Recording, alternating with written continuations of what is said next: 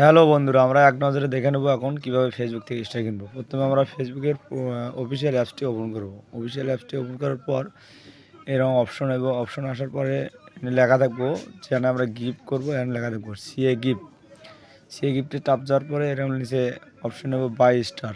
যাদের card add করা আছে তারাই শুধু এই অপশনটা পাবেন, যাদের কার্ড অ্যাড করা নেই তারা পাবেন না। তো বাই স্টারে চাপ দেওয়ার পরে কিছুক্ষণ লোডিং নেব। লোডিং নেওয়ার পরে আর একটা অপশন আসতেছে, দেখেন এই দেখেন একটা অপশন এসে গেছে।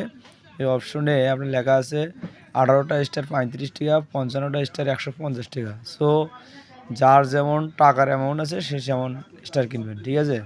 আমি 55টা স্টার কিনবো, এই জন্য এই 55টার উপরে চাপ দিলাম। চাপ দেওয়ার পরে দেন কিছুক্ষণ একটু লোডিং নেব। লোডিং নেওয়ার পরে এরকম একটা অপশন আসবে, আমার এই স্টার দিতেছে, ব্যালেন্স থেকে টাকা কাটে নেব। কার্ড অ্যাড করা আছে বিধায় কার্ডের নাম্বার এখানে শো করবো, আমার মাস্টার কার্ড অ্যাড করা কার্ডটা শো করবো। তো আমি এখন চাপ দেওয়ার পরে এখানে লেখা আসবো পেমেন্ট সাকসেসফুল। এখানে যে পেমেন্ট সাকসেসফুল লেখা আসবো, পেমেন্ট সাকসেসফুল লেখা আসলে আমার কাজটা সাকসেস। এই যে পেমেন্ট সাকসেসফুল লেখা আছে, আমার মানে স্টার কেনা সাকসেস, ঠিক আছে।